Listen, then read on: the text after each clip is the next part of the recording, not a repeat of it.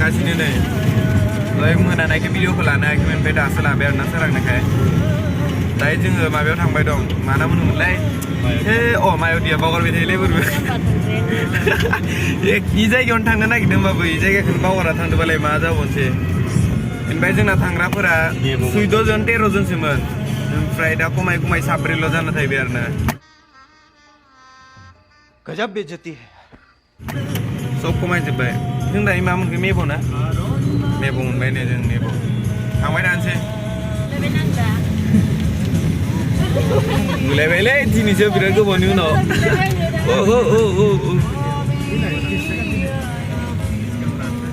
न'खौ फिस्ला जाना दं आरो ना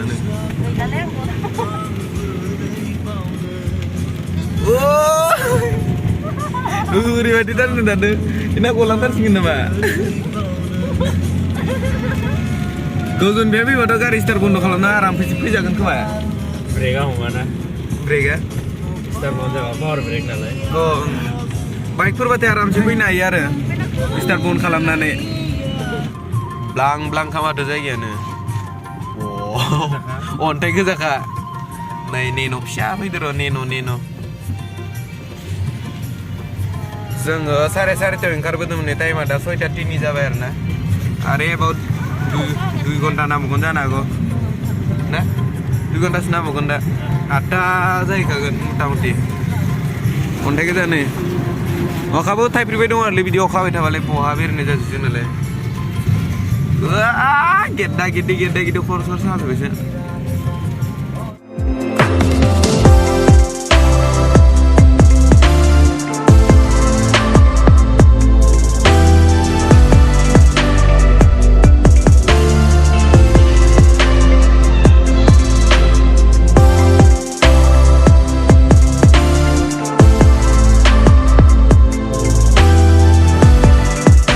Oh my god, हाजो सिं हाबलांबाय दं गाइसमोन नोंथांमोना नुनो हागोन बै जोमै नुहुरनायावनो जों दायो थांगोन आरोना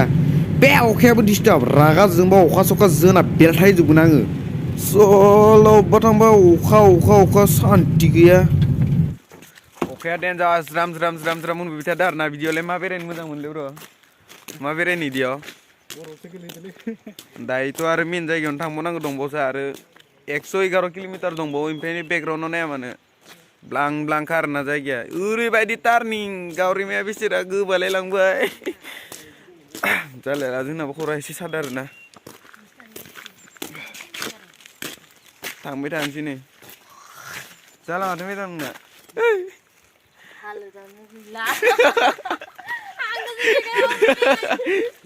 बेमारि साला एसेयावनो इसोरना दर होनलायो माथो 15 16 17 18 19 20 21 22 23 24 25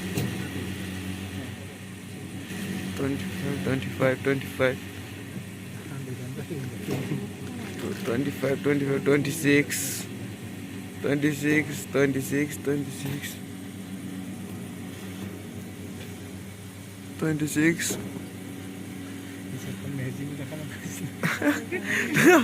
मा मुलि थानो नामा नै 26 निफ्राय नांदों आरो 27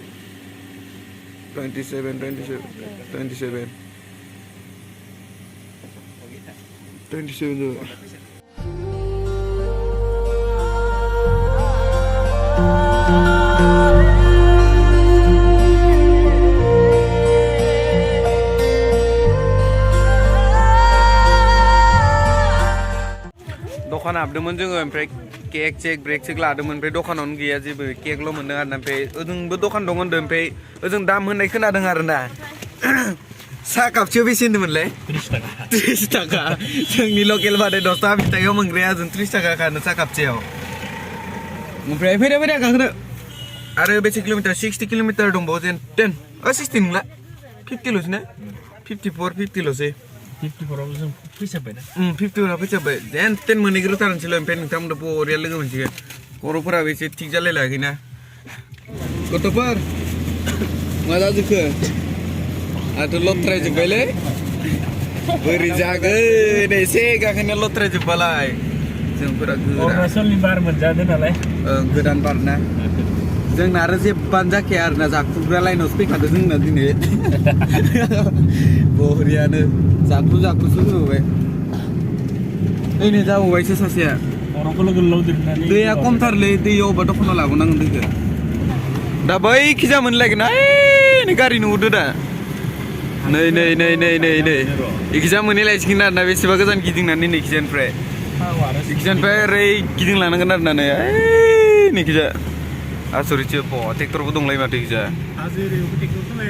ओं दासो गंसे खादै दहायनिफ्राय फैयै दासो ट्रेक्टरखौ फार्स्ट गंसेखा एबारथ' थाखोनिखा नै सिंखिजा फाखोसे गिदिंनानै ओइ साखिजा ओइ नैखिजाबो गारि गंसे नुदों नै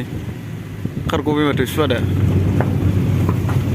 पाखोनै गिदिंनांगौ दोद एखे जायगायावनो ओंखायनो इमान गोबाव लायो ओइनो गंसे नुहुरबावदो इखिजा नाय बैनो जुम खालामोन र' नै इखिजा नै सिंखिजा थांखांनानैसो नै साखिजा मोनहैबावलायगोन बहा टाइम लाया जानि बेवहायलाय 8 जासिगोन 7:56 जाबाय आरो आधा घन्टा नांबावगोन बायसा मोनबायलै बरफ मोनजेनबाय नै गाइसमोन बापरे देन्जार गुसु जाखाबाय दै खिन्थु देन्जार गुसुआ बोरैबा मोनसे थान्दानो गलि लांजोबगोन नामा दा दांनाय बाथाय गलिया गोरा जागोन ना नायब्रा मोनजेनबायथ' जिउआव फार्स्ट टाइम बिदि बरफनि खाथियाव गोजौ नांथारसिगोन ओइ नै गोजौ गैजा एकदम गोजौनिफ्राय खोरिबाय दं माथो ओइ नै माबा खुनबायसासो बिरबोदो वाव देन्जार बरियाखा आंथ' दांनानै गावरेमाखौ बिखुङाव दाब बोनोसो गोसो जाबाय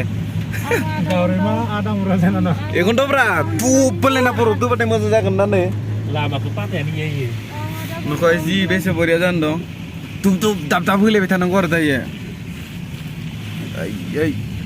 लामायानो नै खोबजोबोसो दंफां मारि सिंखिजाबो नै बरिया जानो दं माथो ओइ चला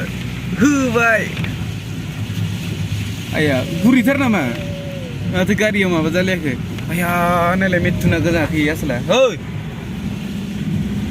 उन्दुनायानो बरफ मोनबाय लोगो होननाय लोगो फुरा मेगना थोंगोर जालायदों सिगाङाव थांबावनोसै बे ट्रेलारसो गारि गंसे बारलायलायनोनो बेसे खस्थ' नुदों नै लामायाबो जि फिसा नै नांजाबलायनोसो नागिरो आरोना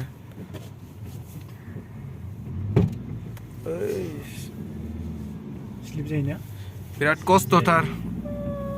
आरो एसे गिदिर गारि जाबावनायबा माथो एरे जानाय नङामोन ओइनो बोरै दंफांफोरा बिबार बारजोबखो नै गुफुर आया इ मा फिथाइलै नै फिथाइ नङा बिबारसो अ माय गड बरफ नायबावनो आरो गिदिंबायानो माने नायना लादो अखा नायबायसासो मोनबाय थायो आरोना नै खिन्थु अखायानो हायाखै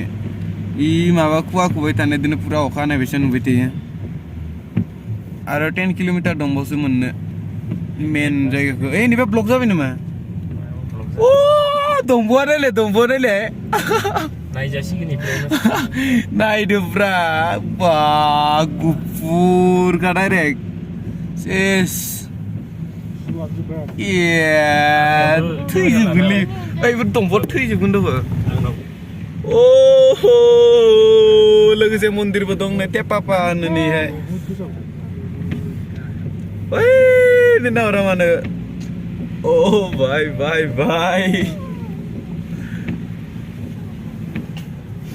बोरैबा मोनसे डेन्जार नुखायो बरफनि सिं हाबबोबाय दं जों दायो एकदम लास्टाव थांनासो गारथारगोन आरोना आइसमेन बनायना गारबोथारनांगौ आइसमेन एकदम नै जिं जिं खिजा पुरा बरफानो बरफ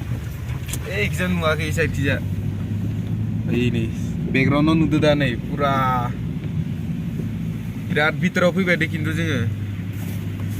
अब्ला लोगोफोर नोंथांमोना पार्ट 2 खौ नेनांसिगोन आरोना भिडिअआ बिराद गोलाव जाबाय बे पार्ट 2 आवसो मेन माबाया दं आरोना इन्टारेस्टिंआ मानोना जों बेवहायसो आइसमेन बनायनानै गेलेनाय मानाय गासिबो बेवहायसो दंजोबो आरोना नोंथांमोना नुनो मोनगोन नेक्स्ट पार्टआव